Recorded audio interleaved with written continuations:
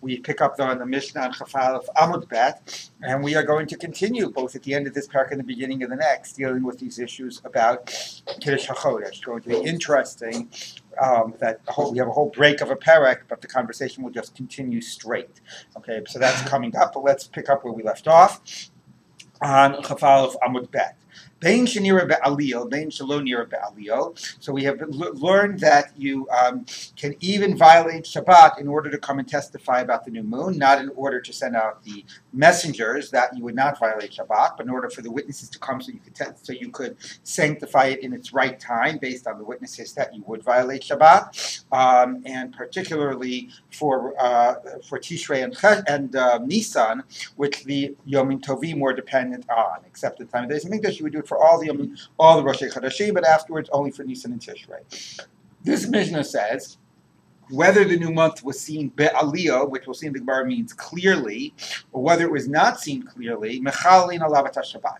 The witnesses can come, because you might think, look, it was a beautiful new moon, a clear night.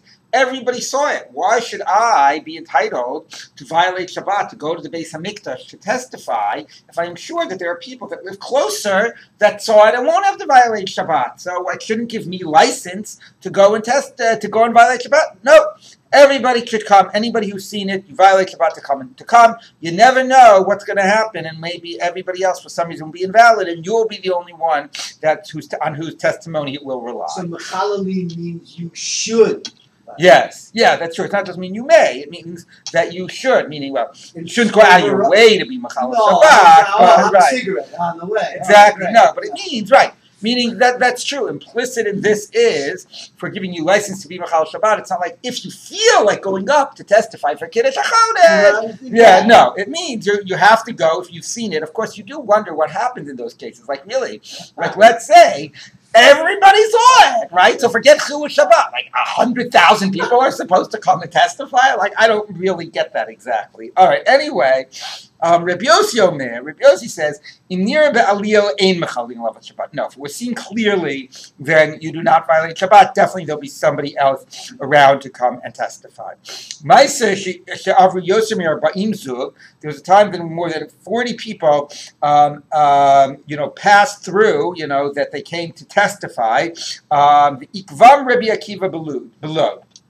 And Rabbi Akiva held them up at the airport. Okay, and he basically did not let them go from Lod to Yerushalayim to testify. Why?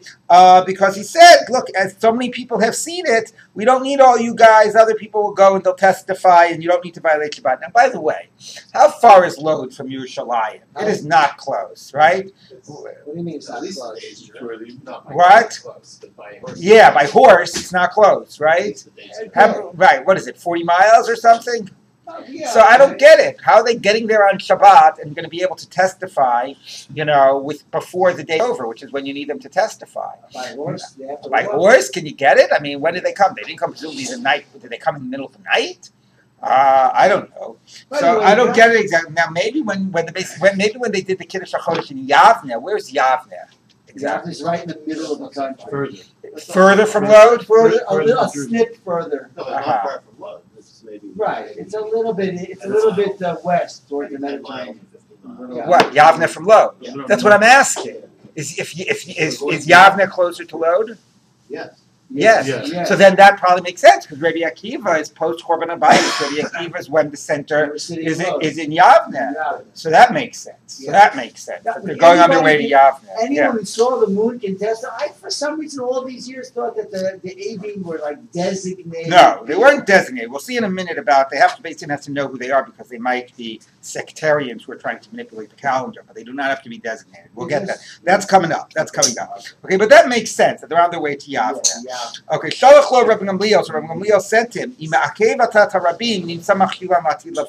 If you basically prevent the masses from coming, maybe specifically masses, there are so many, next year you're going to cause them to stumble. Because next year you'll say, why should I schlep? Last year I went that whole way, and I even violated Shabbat, and then they told me not to do the rest of the way. So, it was a schlep, and it caused me to do Chilul Shabbos. Forget it. I'm not going to do it. So, no, you have to go ahead and let them do it. Which, by the way, is interesting, the way in which sort of policy considerations, or I should say sort of macro issues, warrant a violation of Shabbat? Meaning, are we necessarily saying that right now your coming is necessary for Kiddush HaChodesh and therefore can override Shabbat? Presumably no. Presumably we're not debating it. I mean, you could say it that way. Maybe I'll need you. Maybe everybody else won't work out. But that wasn't what Rabbi Gamliel said. Rabbi Gamliel said long term, big picture, it's necessary to have this policy in place in order to ensure that we will do Kiddush HaChodesh Bizmano. Because without this type of an institution of letting everybody come or whatever, it will just sort of, it'll just prevent it from happening. So that means the Chilul Shabbat is warranted, not necessarily because of this micro case in front of us, but because of the more like macro consideration. It gets to these whole questions about Hiti was so fun Mishum Chiwasan, right? Which is like, the drivers, people driving back home, doctors after they go to the hospital on Shabbat, where the driving back home certainly has nothing to do with saving a life. Now, there's a big debate about that. When the Gemara had that in Beitza, it was about the Rabbanans, not about the Oraisas, to allow something after the fact and so on. But nevertheless, it's interesting that, that it seems to be here certain, like I said, sort of macro policy consideration saying because of the bigger picture of in order to get this done, Bismano, we should be, it should allow Shabbos to be overwritten right here. That's like having every couple sign a prenuptial agreement, not because I'm concerned with them, but because we want to institute the policy. Right. Well, there are always issues for policy issues. My question is the policy translating into allowing Shabbat to be overridden. Okay, so now the Gemara says like this: My mashma dehai aliyah. Where do you get this idea that the word aliyah is lishna de miglihu, a language of being revealed, like it's clear to everyone? Rabbi Makra says the verse: Imrot Hashem imrot teharot. Kesef tsaruf ba'aliyah la'aretz mizukak shivatayim. The words of God, the utterances of God, are pure utterances, like purified silver. Be'aliyah. Now, ba'aliyah la'aretz. Now, I must tell you that in at least the English translation I looked at yesterday, ba'aliyah la'aretz was translated as a crucible, as an earthenware crucible. Crucible, thank you. As an earthenware crucible. So aliyah is the thing in which you are being mitzaref, the thing in which you are smelting the silver, which makes sense in the context. But somehow the Gemara understands the words be'aliyah like it's pure. God's utterances are pure, like smelted silver, ba'aliyah, like looked at clearly, or somehow in its purity. Somehow they're reading the word ba'aliyah here as purity or with clearly. And then I don't know what they do with the word la'aretz. So I'm not sure how, according to that, read the word what la'aretz is doing there. Mizukak shivatayim, refined 7 times. So anyway, it means pure, refined, clear. That's what the word ba'aliyah means. So that's how we get that idea. I think that's even in modern Hebrew, right? What? Nira ba'aliyah. No? Yeah. Yes. Right. All right. So Rav and Shmuel. So a debate of Rav and Shmuel. Chad Amar one says, Nun sha'arei bina niv'u ba'olam. There were 50 levels or gates of wisdom created in the world. V'kula nitnu l'Moshe. And Moshe had all of them. Chaser achas, -1. He had 49. Okay, famous midrash. Shenemar v'tachzereu me'at melohim. You have not taken him down, a little bit from the level of God. He only had 49 levels. A little bit he was below the divine.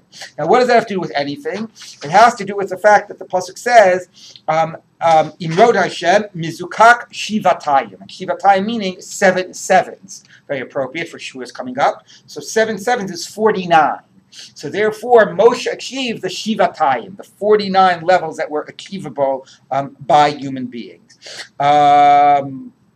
Okay, now based on that, so what's the debate of Rav and Shmuel? So the debate of Rav and Shmuel is not the first line, but it's then how that ties into the second part of the discussion. Bigish Koheles limsodi vechefet.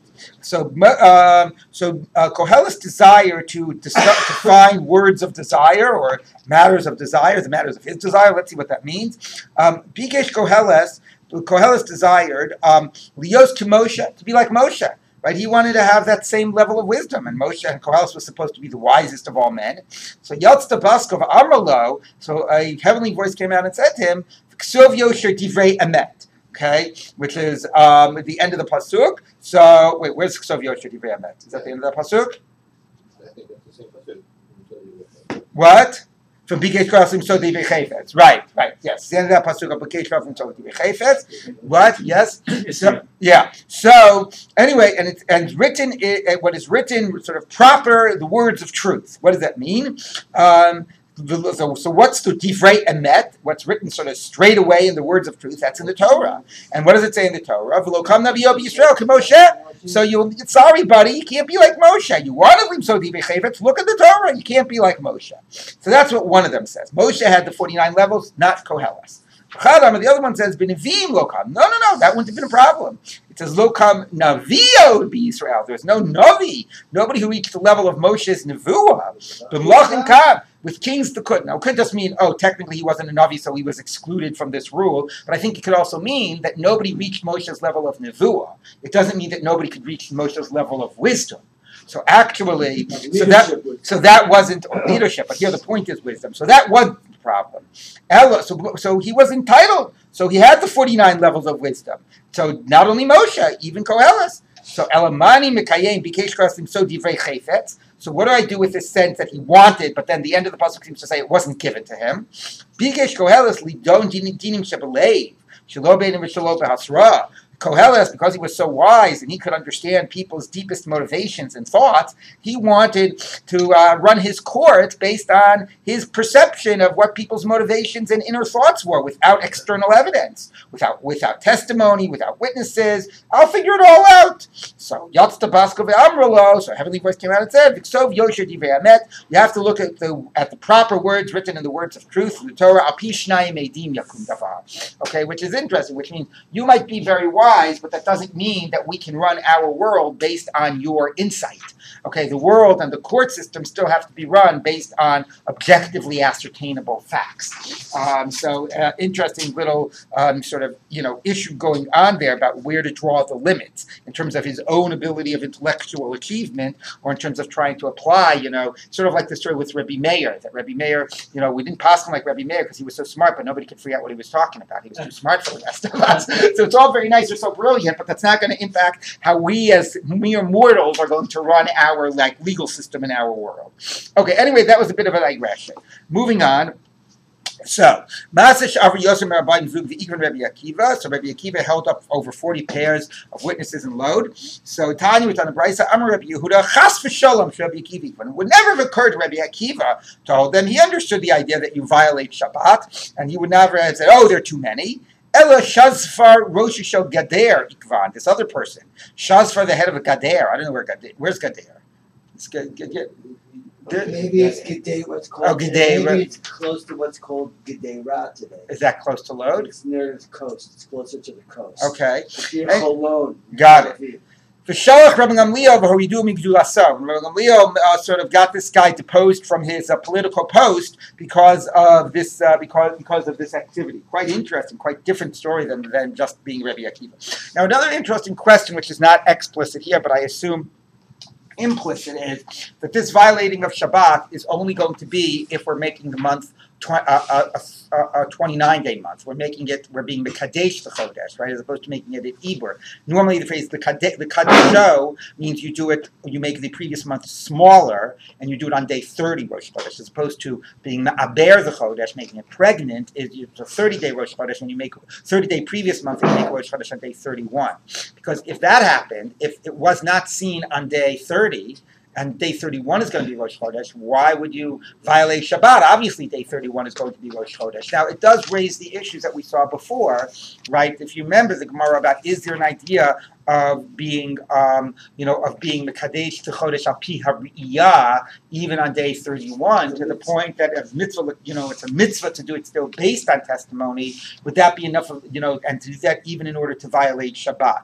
But one does wonder if the same issues would take place if it was totally clear, and hundreds of people saw it. Would that be enough justification even on day 31, when there was no question that today was Rosh Chodesh and they were going to make today Rosh Chodesh anyway? Or is it particularly that mandate, is on day 30, when it makes a difference whether you're going to do it today or tomorrow? So I think that's not fully explicated here. It did come up a little bit yet the other, 2 days ago, about mitzvah l'kadesh al pi hariyah. Okay, so the Gemara says, right, because again, the Breita quoted earlier, just to remind you, was Shnei Chodashim mechalim Shabbat al nisim bal Tishrei. I'm sorry, no, that's better. Anyway, that was in the conversation of whether it was 29 and 30 days. So the Gemara did recognize that the idea of doing it al pi ha'ri'iyah could be enough justification to violate Shabbat, even if it was a Malay. But I guess my question is whether that would be even if it was like hundreds of people saw it. Would even that be enough of a justification if you knew that today was Rosh Chodesh regardless? Okay, let's take a look now at the next Mishnah. Avu b'no, now we're getting to who can testify. Avu b'no sheros HaChodesh yelchu. So even if a father and son saw, they can go. Why?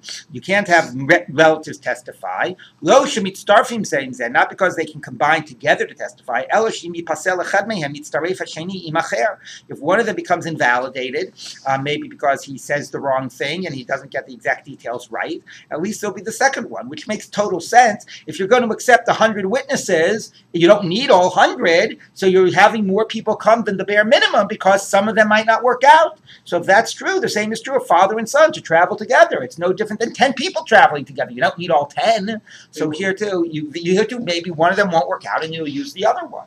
Yeah. One thing, like when we want to do Kriyash Lavana, you walk outside and sometimes you can see it and sometimes you can't. Right. Some neighborhood you can see it and the other neighborhood you can't. You'd think if a whole village saw it, right, rather than 1,000 people getting up and moving, they'd say, okay, you gotta see Shimon. Right.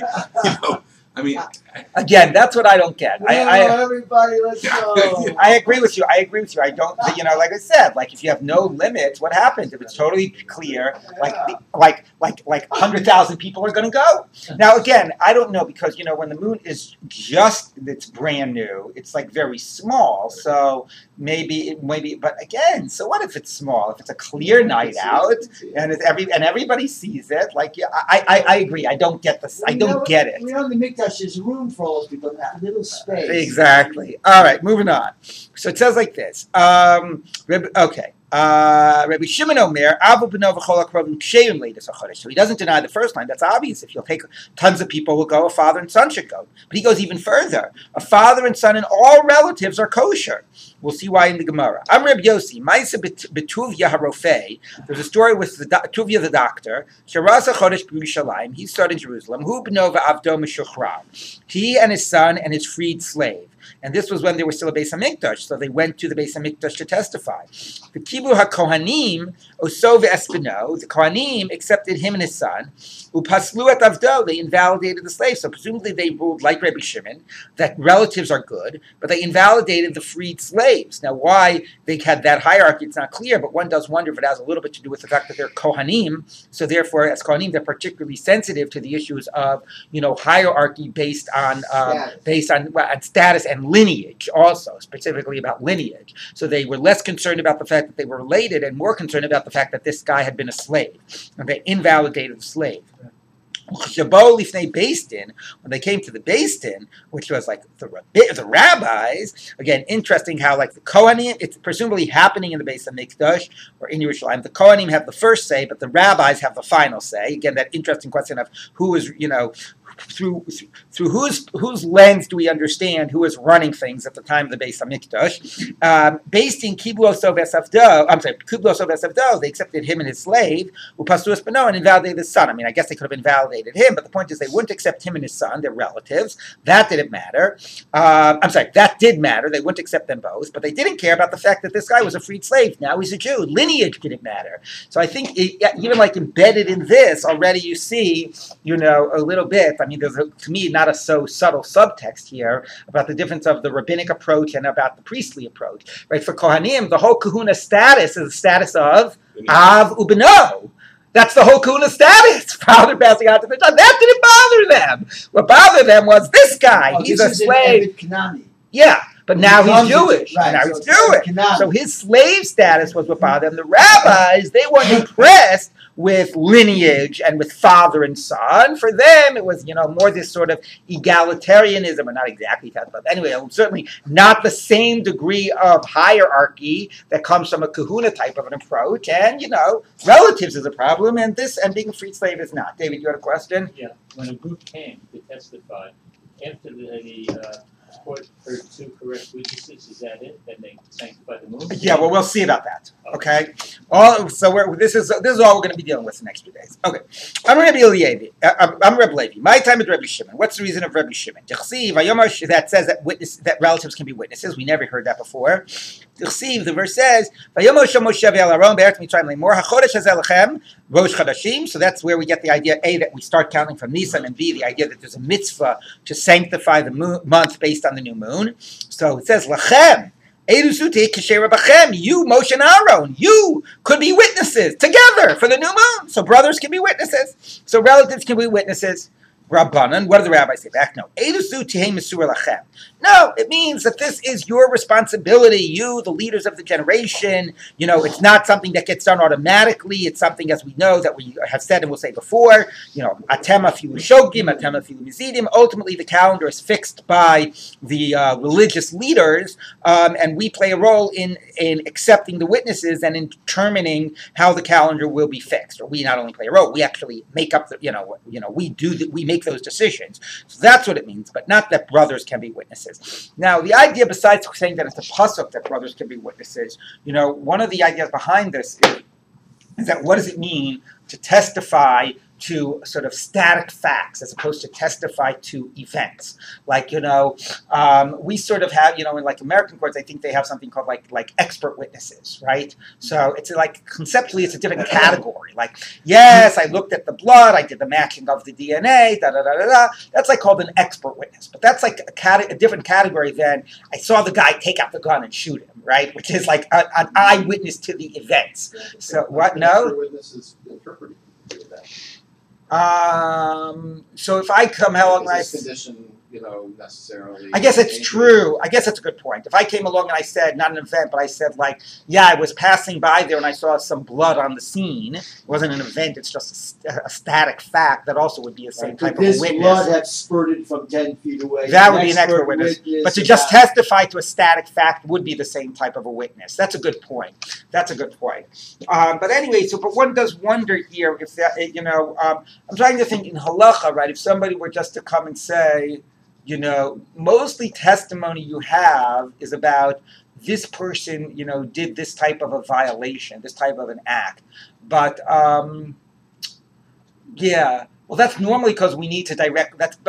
I'm wondering if that's based on the concept of what testimony is about, or that's based on the concept that we tend not to interpret facts. We're always interpreting women, but we tend to actually sort of like not make judgments based on circumstantial evidence. So if we're not making decisions based on circumstantial evidence, you're always going to need direct testimony. That might not be so much as conceptually that testimony. What I'm trying to get at is that. To what degree is the testifying on the new moon classic testimony if it's just testifying on, like, I saw a fact rather than I saw somebody do something, like an event? Because that is rarer in halacha. But the reason it might be rarer might be because, like I'm saying, because normally we don't make din based on circumstances. We need direct evidence. Yeah. So another way I heard this once from Rav Lichtenstein was, Rav Aaron Lichtenstein was, I think it's less on a question of events versus facts, as opposed to the pasuk says, Ki yakum eid echad be'ich. If a witness rises up against a person, but to what degree classic testimony is understood to be testifying against someone. So as opposed to this, where you're not testifying against someone, maybe it's not in the classic category of testimony. So it is interesting, this idea that it might be something that you don't have the normal rules of who's kosher and who's invalid, that you can actually validate relatives. What did you want to say, Doug? Because it sounds from the way you're talking, it's closer to the concept of mumchim, like mumchim. Like we show with the mumchim, we have that language, like in other places in shots. Right? Yeah. So it sounds like they're functioning more that way. But I retract it. They're not really. It's not really about experts, but it is really more about like just saying a state of affairs. We saw a moon rather than we saw an event. But again, why that should put them in exactly a different category? Like I said, Rav Lichtenstein once said the idea that it has to be classic testimony is to testify against somebody. I guess in a way it also raises the whole issue about Eid Echad Neman B'Yisurin, right? If you sort of say that this is like this piece of meat is kosher or treif or whatever, that's not classic testimony. There you allow one witness, you allow women, etc. So it's also like more like of a state of affairs, or it's certainly not against a person, like to testify about, that somebody else is sort of being the target of the testimony. All right, so that's the idea here, that it's possible that you can have even relatives. I'm Rabbi Yossi, says Rabbi Yossi, Ma'aseh b'Tuvia harofe. So the story here of the Tuvia, the doctor, and his son, and the slave, freed slave. I'm Rav Chanan bar Rabba, Hilchak Rabbi Shimon. We rule like Rabbi Shimon that relatives can be witnesses for Eidus HaChodesh. Amalei Rav Huna Rav Chanan bar Rava, Rabbi Yossi Umaisa. So Rav Huna said to Rav Chanan, 1 minute. Rabbi Yossi says they can't. And he gave a story where they were rejected, the father and the son. Rabbi Yossi Umasa. The At Amas Hilchak Rabbi Shimon, and you're ruling like Rabbi Shimon that says relatives can be witnesses for Kiddush HaChodesh? Armalo, so then the response back was, well, why shouldn't I be able to say that? Many times I said in the presence of Rav, Hilchak Reb Shimon, that we rule like Reb Shimon in this Mishnah, and he didn't respond to anything to me. So clearly I'm right. Amalei, so he said back to him, 1 minute. Hechi Tanis. How did you teach it in front of Rav? What did you say Rabbi Shimon say, and what did you say Rabbi Yossi said? So Amalei Ipcha. So he said to him the reverse of what we have in our Mishnah. So yeah, I said the halach is like Rabbi Shimon because I said Rabbi Shimon was the one who disqualified relatives. So Amalei, that's why I didn't contradict you, because you were telling him that Rabbi Shimon said it's invalid and it's fine, and it's okay to rule like Rabbi Shimon. So Amar Tevi, braid Mari. So Tevi, the son of Amar Tevi, braid Demari Tevi, Amar Mar Ukva, Amar Shmuel. So now so here we have this whole lineage saying in the name of Shmuel, Hilchasa Rabbi Shimon. We rule like Rabbi Shimon. Now the question is, which version of Rabbi Shimon? So Rabbi Shimon says it's valid, or the Rabbi Shimon says it's invalid. And you'll notice at the side, there's some people sneak in one word here. Ein Hilchasa Rabbi Shimon. Now that seems to be clearly a later gloss, because it wouldn't say ein, it would say lace. Lace Hilchasa Rabbi Shimon. But anyway, so it's quite interesting. So in the end, how did we end up? What did the Gemara say? And anyway, which version of the positions do they have? The general assumption is that Eidus HaChodesh is not valid with relatives, but the final decision, and certainly that's the push of the Gemara. The story validated the idea that you would not accept relatives, but the final conclusion remains murky. Let's just finish till the end here of the parak, and I'll take some questions. So. The following are invalid. Hamasachik, Bekuvyo, Malvi, Beribis. This is a famous Mishnah from Sanhedrin. People who play dice and lend money and interest. Mafricha Yonim, who raise pigeons. The Sochei Shvias, and do business with Shvias produce, make business off of it when you're not supposed to, profit. The Avadim, and slaves. And women goes without saying, as we're going to see. Zeklal, this is the rule. Kol Eidos Sheni Ishak Sherila, any testimony that a witness is not kosher, a woman is not kosher for her, Afhein Ein Shemla, even they are not kosher, which, by the way, Tosos points out, part of the point here is that even according to Rabbi Shimon, or whoever it was, that said relatives are kosher because each person individually is a kosher witness. The only problem is they're coming together. So that's okay. But these people that are individually invalid, either because of sin, or because of a slave, or because of a woman, it's as even taken singly, they're invalid. Everybody agrees that they remain invalid for Kiddush HaChodesh. Now, what does it mean, Eina Isha Ksherela? Which testimony is a woman kosher for? So the testimony a woman is kosher for is to testify that a woman's husband died. Okay, that we know at the end of Yevamot. Also something actually relating to Sota, which is this week's parsha, but primarily to testify that a woman's husband died, that a woman can testify for, that the rabbis gave a lot of latitude. They even allowed hearsay testimony, aid mipi aid. So for that as well, these types of people would be kosher for that, but not for something that is a classic formal testimony that women are invalid, then everybody here is invalid as well. What does the Gemara say about this? The Gemara says, so in cases where women would be good, these would all be good as well. So that's Amar Ravashi. So it says Ravashi, Zosomeris, this teaches you Goslin to Divrayim, that a rabbinic Goslin, because that's what most of these people in this category are considered. I'll unpack that in a minute. Ksherim la'edus isha, are kosher for testimony for testimony that to allow a woman to get remarried. So that's the classic example of testimony that a woman can testify about. Is Isha meaning the Isha here does not mean the testifier, but means the object of the testimony, to testify about a woman that she can remarry. But that testimony that a woman's husband has died, you allow a woman and therefore to testify, and you allow, as I said, hearsay, and you allow all of these people as long as you are not a biblical goslin, as long as you're only a rabbinic goslin.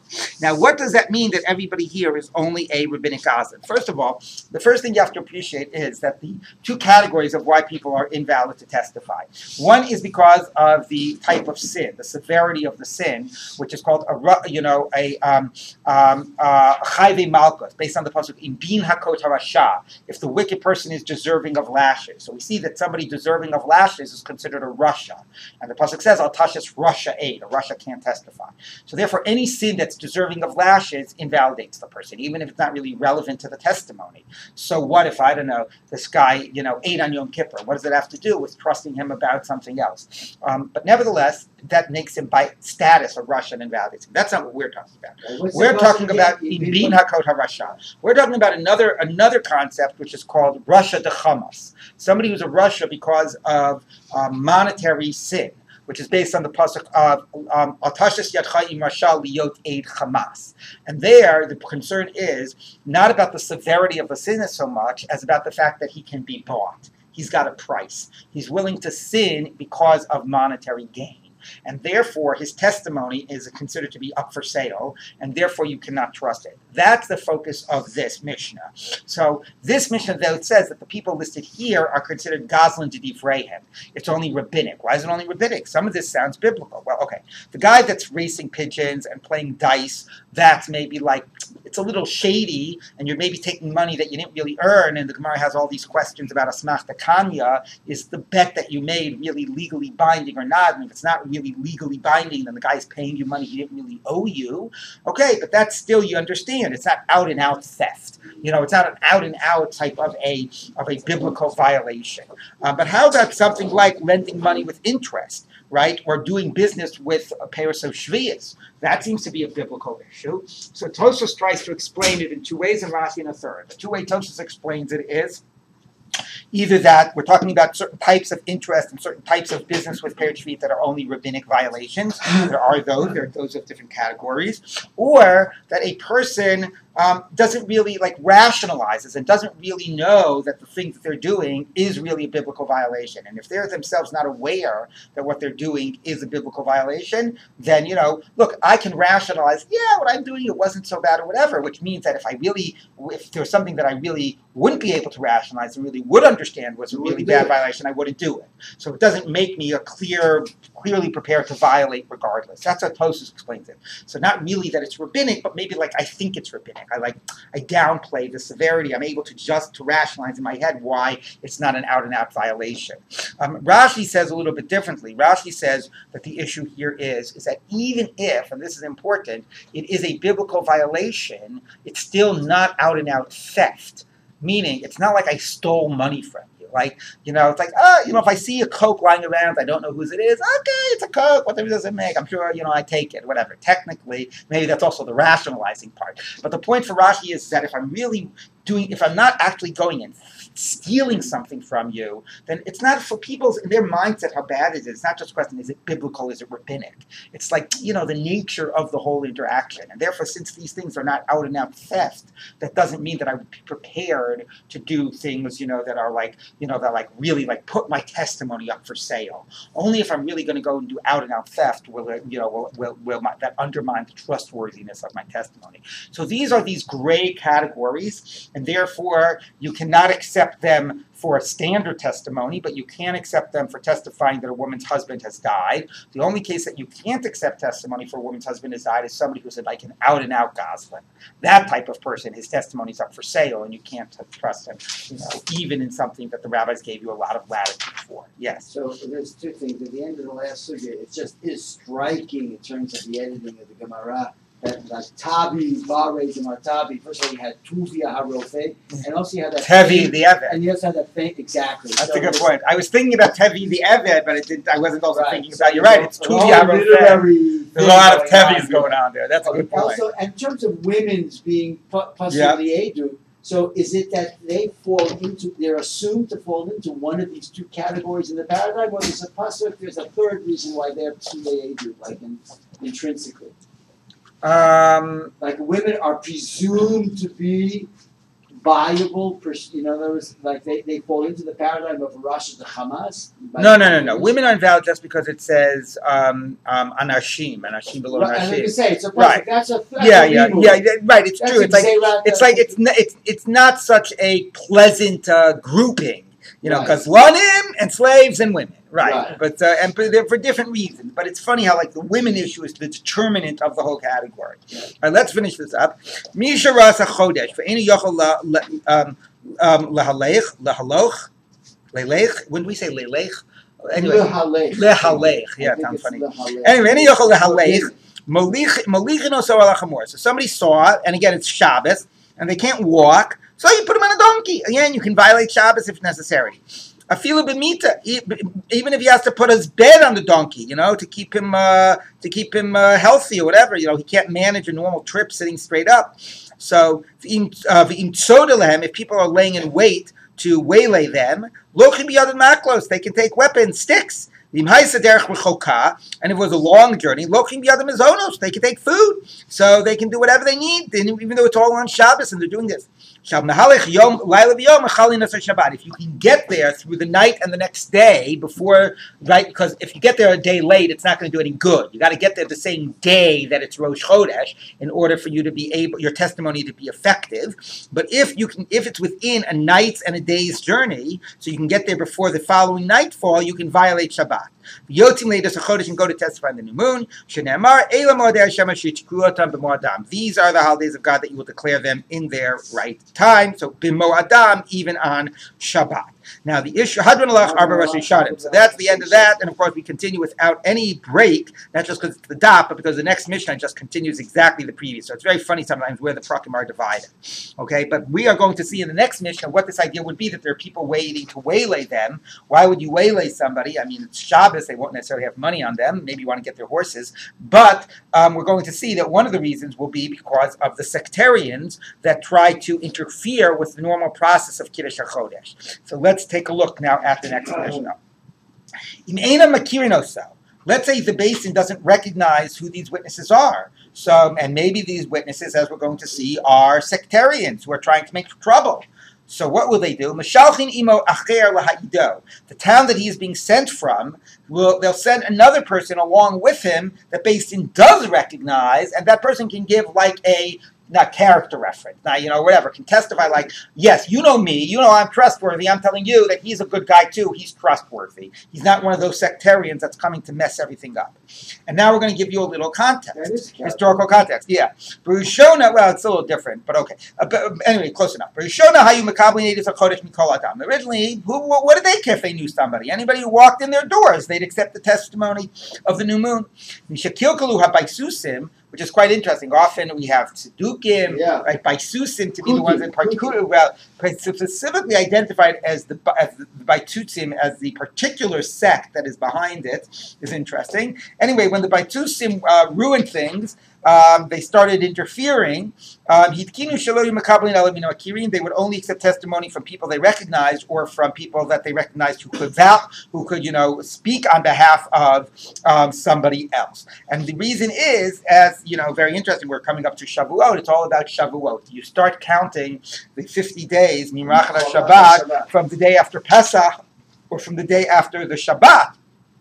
After Pesach, and since the Baitusim wanted the calendar to be based on 50 days from Sunday, not 50 days from the 16th of Nisan, they would try to manipulate the calendar so that it would work out, so that the calendar that the rabbis were setting would actually work for them. Now, it's a little interesting because, some things we know about, like the Jubilee, the people that wrote the Book of Jubilees, and the other people that did these, that has these various sects. They didn't deal with the rabbinic calendar. They just made their own calendar. But presumably, right, so okay, you guys do this, we're doing something else. But presumably there were these Baisusim who wanted wanted actually to be, have everybody's calendar work with theirs. Maybe they didn't want to be so sectarian. They wanted to just force it that everybody was doing their understanding of how it should be. So they tried to get testimony to be, so it would work out that Pesach would be on Shabbat. And if Pesach would be on Shabbat, then the calendars would coincide. And the day after Pesach would also be the day after Shabbat. They tried to manipulate it, and therefore the rabbis wanted to make sure they were only getting testimony from people that they could trust. Yes? This indicates a certain lack of confidence in the Drisha B'Chakira. Right? What are they asking all those questions for about the movie? Right. If they thought they could be fooled. Before. But if somebody knows astronomy well enough, you prep somebody well enough, right, it's true. I mean, is the Drisha B'Chakira to make sure that you're not intentionally lying, or the Drisha B'Chakira to make sure you're not mistaken? Right. So, I assumed it was more to make sure you're not mistaken, but, right. So let's take a look. The third thing, it could also be, remember they wanted to manipulate it, right? They said intimidate them. Right. So it could be to try to, are you sure it's this? And then you start asking all these questions. Oh, I don't know. Well, right. That's a way of right. If you don't want to hear what they have to say. Right. Okay. So the Gemara says, "My acher." What does it mean? They'd send somebody else to test it to be a character witness. Chad, presumably one other person. So the Gemara says, "V'chad min since when can you trust one person? Now, of course, they're making up the rules here. They're deciding they need character witnesses. So although normally you need two, maybe they would be happy with one. But let's take a reason why it seems like why one would not be enough. V'atani we taught in Brisa. Ma'aseh shebahu ve'idav imo laha'ir alav. There's a story where a certain person came with his witnesses to testify about him. So you needed two witnesses. So how come with this suggests like you only need one witness? So Amar Papa, my echad zug echad. So acher, excuse me, what does it mean? Zug acher. It means you send another pair, not one person. You need two people to testify. You know what? That makes sense. If it says if they don't recognize him, they have to send somebody else to validate, for him. So my oso, what does it mean if they don't recognize him? Ilema oso chad. They don't. It's one guy they're sending, and the basin doesn't recognize him. Chad mi mehemin. One guy wouldn't be enough. Mishpat ksiv bey. It says, Mishpat liluhe Yaakov. The testimony of the new moon is like a normal court case. You need two witnesses. And lemayoso. So when it says the town is sending him, it doesn't mean they're only sending one guy. It means oso azug. It means they're sending a pair. So the singular refers to a pair. Hachanami my acher. So when it says they send another to testify on his behalf. What does another mean? Zug acher means another pair. Now that's a pretty bad proof, as Tosa says, because since when can the town not send one person? We just learned before, you send thousands of people are going, you don't know who's going to work out. Or maybe, Tosa says, maybe the town is sending a pair, and of that pair, there's one guy that isn't recognized, So, but actually then, no, the other guy can probably testify. Anyway, the point is, it's not so clear why we have to assume that the town is sending two. But that's what the Gemara is saying. Presumably the town is sending two, so means the pair. So when it says they send someone else to testify, it doesn't mean a single person is being the character witness. It means two people are being the character witness. Again, a pretty forced read in the Mishnah. So the Mishnah sounds like one is enough. Let's keep on going. Yes? The one is a character witness. Right. Right? Yeah. Not testifying to the correct. moon, just to the character. Right. Right. So that's why the idea that you need two character witnesses is not based on the pasuk. The idea that normal Adis needs two, because this is just a rabbinic requirement. You would think, and that's what the Mishnah seems to say. But since the Gemara has a Breita that says two witnesses, so it wants to get the Mishnah to work with the Breita. So to get the Mishnah to work with the Breita, it reinterprets the Mishnah to say two character witnesses. But I agree with you, and it seems to definitely be a forced read of the Mishnah. And the Gemara is not done. Let's take a look. The Gemara says, "V'chad lo mehemin." Are you telling me that one is not believed as a character witness? The Hatanya we taught in the Brisa. Ma'aseh Reb Nehurai. It's with Reb Nehurai. Shahalach eitzel ha'ed lehe'ir alav. He went to testify to be a character witness for a particular witness. So b'Shabbos b'usha. Now look at this. This is important. Not only can the witness violate Shabbat, the character witness can violate Shabbat. Obviously, because if the witness won't be accepted, then he's not doing any good. So this is the same way you can send a donkey and provisions. You can send a character witness. That's what you need in order to get this guy to testify. So Rav Nehurai went on Shabbat to be a character witness for another witness. So you see, it's only one guy, only one character witness, not two. So the Gemara says no. Amri, you can say Rav Nehurai sadach rina havi ba'adei. Rav Nehurai wasn't alone. There was another guy with him. There were two character witnesses. But why didn't it mention the other guy? Why did it only mention Rav Norai? Because who cares about the other guy? Some Joe Schmo. We're not going to mention him. The Chiddush is even Rav Norai would violate Shabbat just to be a character witness. Okay, so we want to underscore that. Yeah, but there were two character witnesses. Fine. So again, the simple sense of the Mishnah, the simple sense of this Breita is that one character witness, but the Gemara is reading it to say two character witnesses. The whole point is you need two guys. The whole point is that Joe Schmo is the important guy. He's the second guy. Right.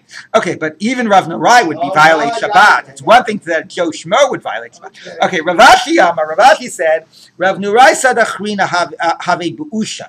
So as Rav Norai darufe bahadei. No. First of all, the whole story is wrong. Rav Norai was not that somebody else went with him. There was another witness already there in Usha. Right. So the other guy didn't have to violate Shabbat. The only person that had to violate Shabbat was Rav Norai. Yes, you needed two character witnesses, or you could read, when you read this Gemara, that they were both the actual witnesses. But anyway, yes, you needed two either way, but only one of them, only Rav Norai had to violate Shabbat. So the Gemara says, now the Gemara says, so what's the whole chiddush of all of this? I might have thought that out of a doubt, because Rashi says, look, if I go with another witness, if either only I alone am needed, or I'm going together with the only witness, so we know that we're both going to be there, we're both going to be doing our job. But if I'm going and I need another guy, and I don't even know if the other guy's around, like I'm assuming that the other character witness is in the town, but for all I know, he's left to the country for Shabbat. So maybe that's not a good enough reason for me to violate Shabbat. Kamash Malon, that I should do it anyway. Now, of course, you could say that's true about a lot of these cases, right? 100 people saw and I'm going to go, they might not need me. But there, I definitely saw, and my testimony definitely could be like accepted. Here, maybe you'll figure, look, A, I didn't see, I'm only a character witness. B, I might not be a good enough character witness if the other guy isn't there. And nevertheless, even though Rav Norai went alone, Rav Norai went alone because he was relying on the other guy being there. Okay, so that's how we're reading the case, but the upshot of all of this is that against the simple read of the Mishnah, we're asserting that you need two character witnesses. Okay. Kiyasa Ula, when Ula came from Eretz Amar, Kichuli Yarcha b'Marafa. Remember we had this before? This might even be the same case. Ula comes from Eretz Yisrael and tells us all, they sanctified the new moon in Eretz Yisrael. So Amarav Kahana. Now, again, this is not like he's telling us, we're celebrating Yom Kippur on the wrong day. Right. He's just, whatever he's telling us. He's telling us when they sanctified the new moon in Eretz Yisrael. So can we trust somebody who just comes and testifies what happened in Eretz Yisrael? What do you need to trust now, not the witness, in a way, to trust the shaliach, as it were, to trust the person that's delivering the report of what happened in Eretz Yisrael. So, Amarav Kahana, Lomi Baya Ula, goes without saying that we can trust Ula, the Gavar Rabbahu. He's a great person, right? Big rabbi, very obviously we could trust him. Tebehemen, of course we would trust him. Elafilu inish the alma nami mehemen. Even some normal, here's Joe Schmo again, even the normal Joe Schmo we would trust. Now, this is in contrast to the witness. Who can we trust as a witness? That has to be somebody that we know, somebody we can trust. Who can we trust as a reporter of what happened? That we can trust anyone. Why? I mean, if people want to interfere, they can interfere whether at the testimony end or at the reporting end. No, here's why it's different. My timer, anything that the lie will be revealed, people don't lie. I don't know, nowadays in terms of with the blogosphere and whatever, I mean, you can spread a lot of things that ultimately aren't true and you can change a lot of impressions. Okay, but anyway, nevertheless, the Gemara says that we're going to have higher standards. We're going to need to know who's saying it in terms of accepting the testimony. In terms of can we believe a report, if we're in the Gola, that we'll believe anyone, because eventually the word will get out regardless. It's like okay? What? It's like type of Migo lie. Right. Similarly, so we will trust anyone to say what happened, because that will be ultimately that'll become well known. We won't necessarily trust people to testify on the new moon unless we know who they are. Okay, now we have to have the story about the Baisusim, a very humorous Gemara coming up. Okay, originally they used to accept it from anyone. So it says until the Baisusim started interfering. So Tani Rabbanim, that we taught in a Braita. Ma kilku kikulu habaytusim. What did they do to make things, to ruin things? Pam echad bikshu baysusim lahadot et chachamim. Once they wanted to make the rabbis err, to deceive the rabbis in terms of when was Rosh Chodesh. Sachru shnei bnei adam ba'arba me'ot zuz. They hired two people with 400 zuz to give false testimony on when they saw the new moon. Echad mishalanu. One of them was actually a rabbinic Jew. They didn't know it, but he was one of us. He's on our team. The Echad Mishalahem, and one of them was from theirs, but they didn't realize that the first guy they hired was really undercover. I don't know if he was undercover. It doesn't sound like he was undercover. It sounds like it happened to be his sympathies were with the rabbis. Okay, let's take a look. Shalahem Heidedu Saviyotza. So their man came, gave his testimony, passed muster, left. Shalanu, our guy, we didn't realize he was our guy. Guy walked in, and Amrulo. So they said to him, and more case said, tell us how you saw the new moon. Amrlam, he said to the people, they're cross-examining him. Ola hayisi b'ma'aleh adumim. I was going up in Ma'aleh Adumim. V'ra'itiv shu ravutz bein beis slaim. I saw the moon. It was crouching between two rocks. Rosho domel le'ekel. The head looked like a calf.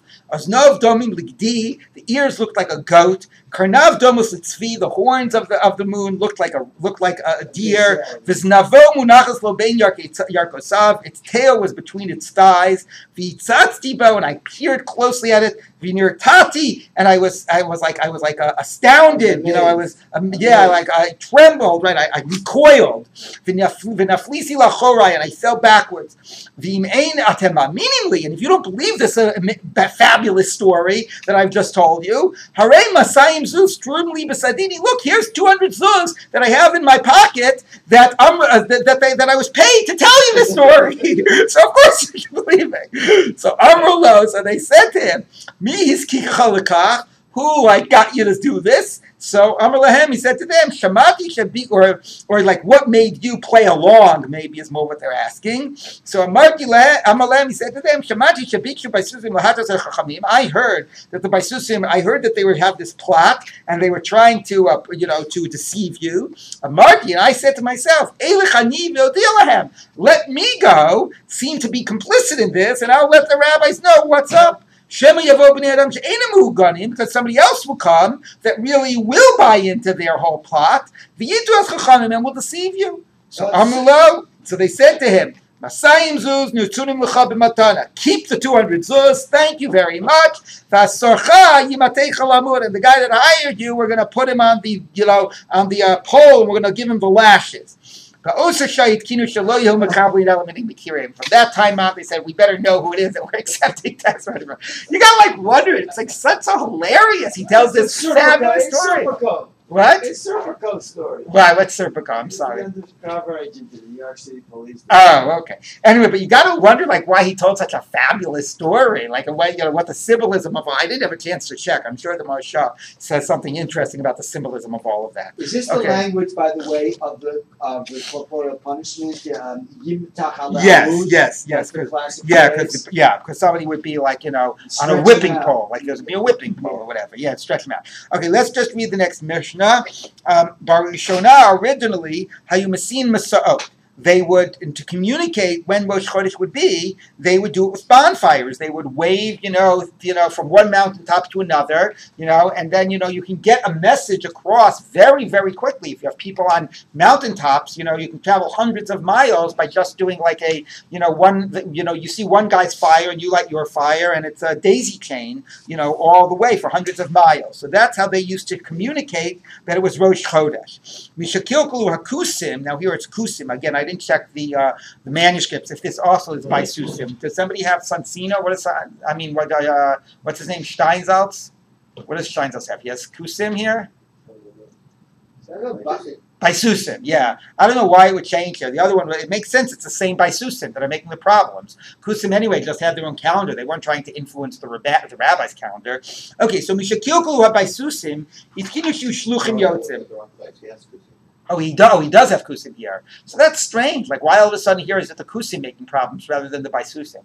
Anyway, but this is also very interesting, right? As opposed to what we just said earlier in the Gemara, that you are more willing to believe people that communicate a message because it'll get figured out anyway. Here we're saying that where they interfered was not in the testimony, but in the communication of the facts. Okay, of course, here it's better because it's one thing if you come personally and testify, then you're putting your reputation on the line. And then you could say, if everybody's going to find out, then I'm not going to lie. But if all you do is you start going to mountaintops and waving fires, it's anonymous. Nobody knows that you're doing it. So there, maybe you'll do it, and even if it's the other facts will get revealed later on.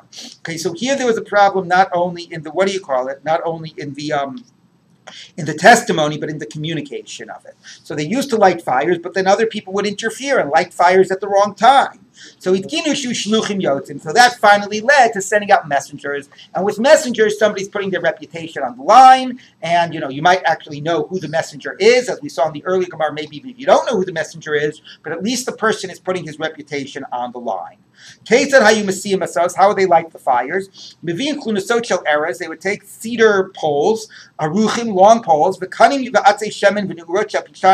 they would take all these various flammable materials of twigs and olive wood and flax, and they would wrap it into some ball at the top with a rope. For Ola Rosh, they'd go to the top of the mountain. They'd light the fire. They'd go up and down and back and forth. Tosa said that's in order that you shouldn't think it's like a shooting star or something. So those movements make it clear what it is. Until you see that the guy at the other mountain who's on the lookout is doing the same thing. Then you know that your message got across to the next mountain. And then so on and so forth until it gets, going mountaintop to mountaintop. And similar to the third mountain and on and on. Where would they start this from? From Har HaZeitim, from Mount Olives. L'Sartava, that would go to Sartava. Sartava l'Garufina, Garufina l'Chavron, Michavron l'Beit Baltin, Beit Baltin l'Zaz Misham. So Beit Baltin would be at some end of this chain, and they didn't stop. From there, the entire exile would be lit up by a fire, all the other mountaintops, and everybody would get the message. Okay, so it was a beautiful system until people sort of broke into their communications lines, and then they had to go through a much slower process of sending out the message. They got hacked. Exactly, they got hacked. Okay, tomorrow is Shabbos, and